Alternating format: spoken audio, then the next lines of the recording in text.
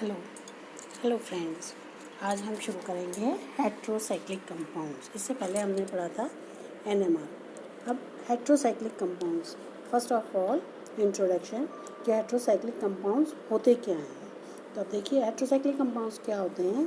These are stable cyclic aromatic compounds containing at least one hetero atom. अब हर word पे ध्यान दीजिए। स्टेबल यानी कि इनकी स्टेबिलिटी हाई होती है। साइक्लिक साइकिल नेचर के होते हैं। एरोमेटिक नेचर होता है इनका, एरोमेटिसिटी शो करते हैं। और इन कंपाउंड्स के रिंग में कम से कम एक हेट्रो एटम प्रेजेंट होता है कार्बन के अलावा। तो अब जब हेट्रो एटम प्रेजेंट होता है, वो जो हेट्रो एटम्स होते हैं जनरली क्या होते हैं, ऑक्सीजन होता है, सल्फर होता है और नाइट्रोजन होता है। और वो रिंग के अंदर प्रेजेंट होना चाहिए, बाहर नहीं। जैसे कि कुछ एग्जांपल्स हमने दिए हैं। नीचे है पायरोल। पायरोल में 4 कार्बन है और 1 नाइट्रोजन है। थायोफीन में 4 कार्बन है, 1 सल्फर है।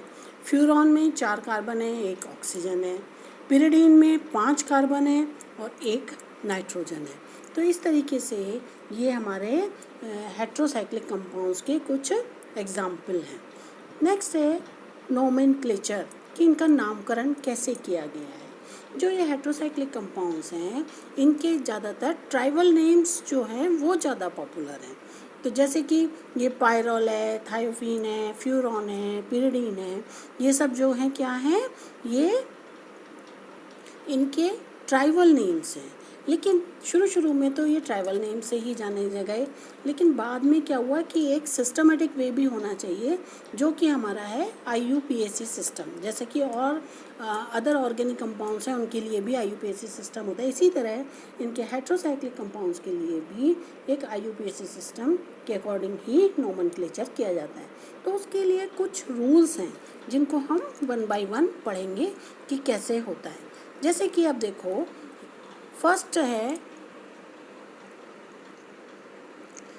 कि जो हेट्रो एटम्स होते हैं उसमें सबसे पहले देखते हैं कि हेट्रोसाइक्लिक कंपाउंड्स के अंदर कितने एटम्स हैं। तो उसके बेस पर सफिक्स दिया जाता है, उसके नामकरण में सफिक्स उसके अकॉर्डिंग होगा।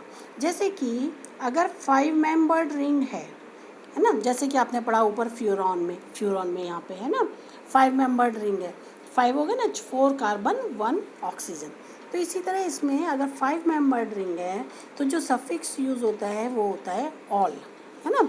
और अगर इसी तरह 6 मेंबर्ड रिंग है यानी कि 6 एटम्स हैं रिंग में, तो हमारा जो सफिक्स यूज़ होता है वो होता है इन, है ना। तो इस तरीके से ये क्या शो करता है, सफिक्स जो है नाम में वो ये शो करता है कि हमारे रिंग का साइज़ क्या है। कि अगर 5 एटम्स वाली रिंग है तो ऑल, और 6 एटम्स वाली है तो इन, है ना।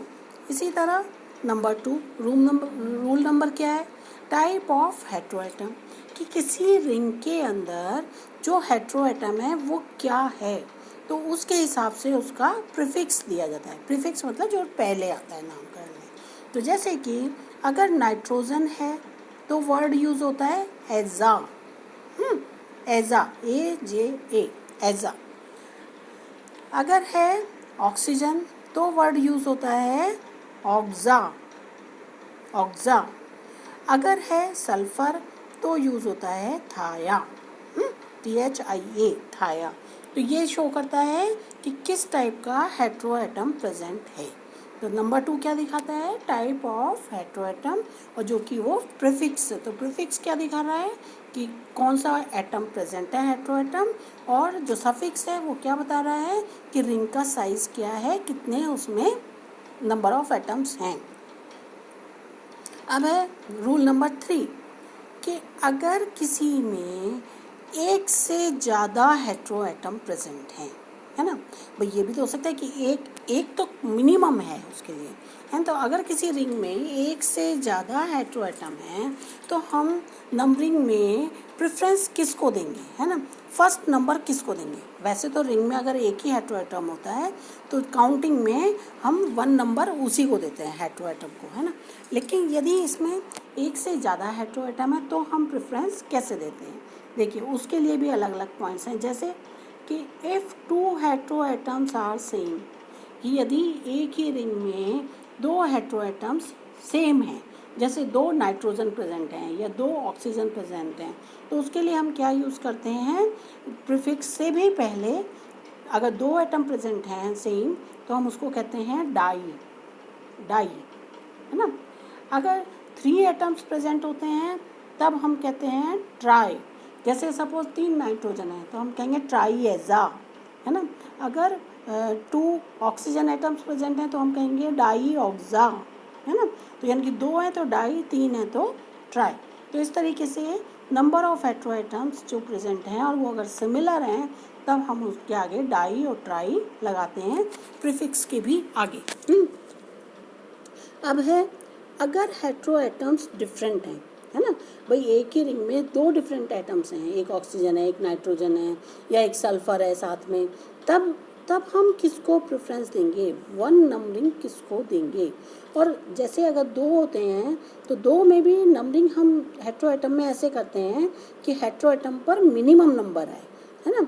तो इसी तरह अब यदि 2 डिफरेंट हेट्रोएटम्स हैं तो हम प्रेफरेंस किसको देते हैं, पहले हम उस एटम को प्रेफरेंस देते हैं जो कि पीरियोडिक टेबल में हायर ग्रुप का होता है, जो पीरियोडिक टेबल में हायर ग्रुप का होता है। देखो ये रहा, अगर हायर ग्रुप का है तो उसको हम प्रेफरेंस देंगे, यानी कि उसको हम नंबरिंग 1 देंगे। और अगर दोनों ही एटम सेम ग्रुप के हैं, है ना, सेम ग्रुप के भी तो हो सकते हैं, जैसे कि ऑक्सीजन है, सल्फर है, दोनों सेम ग्रुप के हैं, अब हम किसको प्रेफरेंस देंगे, अब हम उसको प्रेफरेंस देंगे जिसका कि एटॉमिक नंबर कम है। जैसे कि सेम ग्रुप में 6 ग्रुप में है, ऑक्सीजन है, सल्फर है ना, तो क्या होगा, ऑक्सीजन ऊपर रहता है तो उसका एटॉमिक नंबर कम है, तो हम ऑक्सीजन को प्रायोरिटी देंगे, यानी कि ऑक्सीजन को 1 देंगे, और जो सल्फर जो दूसरा एटम है उसको उससे ज़्यादा नंबर देंगे। मतलब नंबरिंग स्टार्ट कहाँ से होगी, ऑक्सीजन से। तो इसको हम इस तरीके से देते हैं अगर एक से ज़्यादा होते हैं। तो जो ऑर्डर ऑफ प्रेफरेंस है वो किस तरीके से होता है, फर्स्ट ऑक्सीजन, फिर सल्फर को प्रेफरेंस देंगे, फिर नाइट्रोजन को प्रेफरेंस देंगे, फिर फास्फोरस को प्रेफरेंस देंगे, फिर सिलिकॉन को प्रेफरेंस देंगे और लास्ट में टिन को प्रेफरेंस देंगे अगर ये हैं, है ना।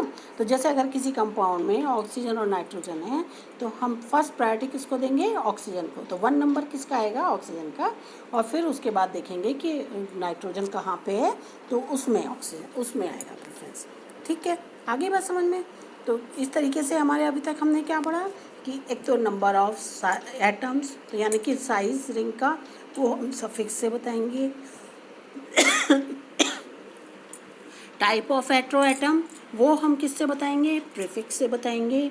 अगर एक से ज़्यादा सिमिलर एटम्स हैं तब हम वर्ड यूज़ करेंगे डाई, अगर 2 हैं, और अगर 3 हैं तो ट्राई। और अगर हेट्रो एटम्स डिफरेंट हैं तो हम कैसे करेंगे, हेट्रो एटम डिफरेंट्स हैं तो हम उसमें वैसे ही बताएंगे कि भाई जो जिस एटम का हायर ग्रुप है पीरियोडिक टेबल में उसको प्रेफरेंस देंगे, और अगर एक ही ग्रुप के सेम ग्रुप के 2 एटम्स हैं तो लो एटॉमिक नंबर वाले को हम प्रेफरेंस देंगे। तो जो जनरल जो कंपाउंड एटम्स होते हैं हेट्रो एटम्स, उनमें ये हमने दिखाया है कि यहाँ पर जो प्रायोरिटी ऑर्डर है वो ये होगा कि ऑक्सीजन को पहले, सल्फर को ये, फिर नाइट्रोजन, फिर फास्फोरस, फिर सिलिकॉन और फिर टिन। ओके, अब आती है बात नीचे। हेट्रो एटम को हमेशा 1 नंबर से स्टार्ट करते हैं, और अगर मोर देन 2 या मोर देन 3 हैं या मोर देन 1 है तो जो हम नंबरिंग करते हैं ऐसे करते हैं कि जो हेट्रो एटम्स हैं उनको नंबर कम आए, है ना, मतलब लोएस्ट नंबर आना चाहिए उनके उसमें, तब हम उसको बोलेंगे कि इस तरीके से देते हैं हेट्रो एटम्स को नंबरिंग, है ना। और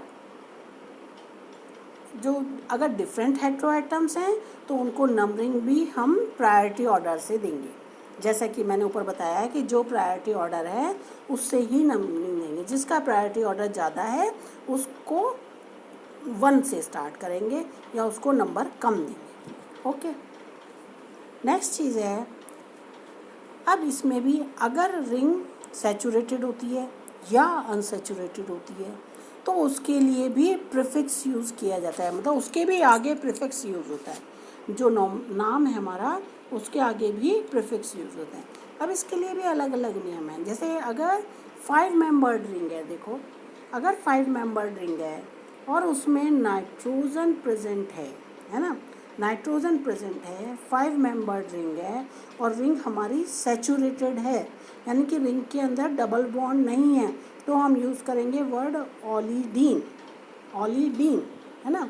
और अगर 5 मेंबर्ड रिंग है, हेट्रोएटम नाइट्रोजन है, रिंग अनसैचुरेटेड है, तो वर्ड क्या यूज़ होगा, सब प्रीफिक्स क्या यूज़ होगा, ऑल, तब हम कहेंगे ऑल यूज़ होगा। ये देखो यहाँ पे ऑल, ये वाला ऑल यूज़ होगा। और इसी तरह अगर हमारी रिंग जिसमें कि नाइट्रोजन एटम से कोई दूसरा एटम प्रेजेंट है, कि other atom other than nitrogen के अलावा कोई और एटम प्रेजेंट है, रिंग हमारी सैचुरेटेड है, तब वर्ड यूज़ होगा ऑल, ऑलेन, OLAAN, OLAN, ओलेन, है ना। और अगर रिंग हमारी अनसैचुरेटेड है तो वर्ड यूज़ होगा ऑल, ये ऑल, है ना। तो अगर रिंग अनसैचुरेटेड है, उसमें नाइट्रोजन है या कोई और एटम है, तब तो वर्ड यूज़ हो रहा है ऑल, है ना। और अगर रिंग नाइट्रोजन है उसमें प्रेजेंट और सैचुरेटेड रिंग है तो वर्ड यूज़ होगा ओलिडीन, और अगर उसमें नाइट्रोजन के अलावा कोई और हेट्रोएटम है तो वर्ड यूज़ होगा ओलेन। ओके, अब नेक्स्ट, अगर रिंग हमारी 6 मेंबर्ड है, मतलब 6 एटम्स वाली है और हेट्रोएटम है हमारा नाइट्रोजन, तो और रिंग है सैचुरेटेड, तो क्या यूज़ होगा वर्ड, इनिडीन, ENIDINE, इनिडीन। और अगर रिंग अनसैचुरेटेड है, यानी कि उसमें डबल बॉन्ड्स हैं और नाइट्रोजन एटम प्रेजेंट है, 6 मेंबर्ड रिंग है, तो प्रीफिक्स क्या यूज़ होगा, इन, INE, इन, है ना। इसी तरह अगर उसमें नाइट्रोजन के अलावा कोई और हेट्रोएटम प्रेजेंट है, ऑक्सीजन, सल्फर या कोई और, तो और रिंग हमारी सैचुरेटेड है, 6 मेंबर्ड रिंग है, तो क्या यूज़ होगा, एन, एन, एन, ये ANE, एन। और अगर रिंग अनसैचुरेटेड है, यानी कि उसमें डबल बॉन्ड है, तो वर्ड यूज़ होगा इन, ये IN, इन। तो दोनों की स्पेलिंग में अंतर है कि अगर नाइट्रोजन प्रेजेंट है, अनसैचुरेटेड है, 6 मेंबर्ड रिंग है, तो INE, है ना। और अगर नाइट्रोजन के अलावा कोई और हेट्रोएटम है, 6 मेंबर्ड रिंग है, तो वर्ड यूज हो, और अनसैचुरेटेड रिंग है तो वर्ड होगा इन, IN, इन। ओके, अब है लास्ट इसमें कि if in the ring place of double bond there are hydrogen present, यानी कि double bond saturated by the hydrogen, if one double bond is saturated by hydrogen then the word use is dihydro, dihydro. और if 2 double bonds are saturated by hydrogen then word is used tetrahydro, tetrahydro। तो इसी तरह जितने double bond hydrogen से saturate हो जाएं, यानी कि डबल बॉन्ड कंज्यूम हो जाए और हाइड्रोजन वहाँ पे जुड़ जाए, तब हम उसको बोलेंगे, जितने मॉलिक्यूल्स जुड़ेंगे हाइड्रोजन के उसी के अकॉर्डिंग, अगर 2 एटम जुड़े हैं तो डाईहाइड्रो, दो मॉलिक्यूल जुड़े हैं यानी कि 4 हाइड्रोजन के एटम जुड़े हैं, टेट्राहाइड्रो, 3 जुड़ेंगे तो हेक्साहाइड्रो, यानी कि 3 मॉलिक्यूल जुड़े या 6 एटम जुड़े हाइड्रोजन के, तब हम कहेंगे टेट्राहाइड्रो। और जब किसी मॉलिक्यूल के अंदर सारे डबल बॉन्ड कंज्यूम हो जाएं और वो सैचुरेटेड रिंग बन जाए, तब हम उसके लिए वर्ड यूज़ करते हैं पर हाइड्रो। तब हम उसके लिए यूज़ करते हैं पर हाइड्रो। अब जैसे नीचे देखो आप, ये है फ्यूरॉन, है ना, जैसा कि हमने पढ़ा था कॉमन, उसमें ये है फ्यूरॉन। जब फ्यूरॉन का एक डबल बॉन्ड पर 2 हाइड्रोजन जुड़ गए तो क्या हो गया, एक डबल बॉन्ड कंज्यूम हो गया, 2 हाइड्रोजन जुड़ गए, तो ये क्या हो गया, डाईहाइड्रोफ्यूरॉन, है ना। इसी तरह अगर ये यहाँ पर देखो, अगर यहाँ पर दोनों डबल बॉन्ड कंज्यूम हो गए, 4 हाइड्रोजन एटम जुड़ गए, तो क्या हो गया, टेट्राहाइड्रोफ्यूरेन। और इसी के साथ में अगर हम देखें, अब क्योंकि इसमें एक भी डबल बॉन्ड नहीं रहा, सैचुरेटेड रिंग हो गई, तो हम इसको क्या बोल सकते हैं, पर हाइड्रोफ्यूरॉन। पर हाइड्रोफ्यूरॉन, तो हम इसको हम क्या बोल सकते हैं, पर हाइड्रोफ्यूरॉन भी बोल सकते हैं या टेट्राहाइड्रोफ्यूरॉन भी बोल सकते हैं। तो ये कुछ रूल्स हैं जिनके बेसिस पे हम इनका नोमेनक्लेचर करते हैं। तो आप आज ये क्या करिएगा, इसमें सभी नियमों को, इनको अच्छे से पढ़ लीजिएगा, याद कर लीजिएगा। नेक्स्ट टाइम हम खूब सारे कंपाउंड्स लेके उनका नोमेनक्लेचर करेंगे, तब आपको समझ में आएगा कि इन रूल्स को कैसे हम लागू करते हैं और किस तरीके से किसी कंपाउंड का नोमेनक्लेचर देते हैं। थैंक्स।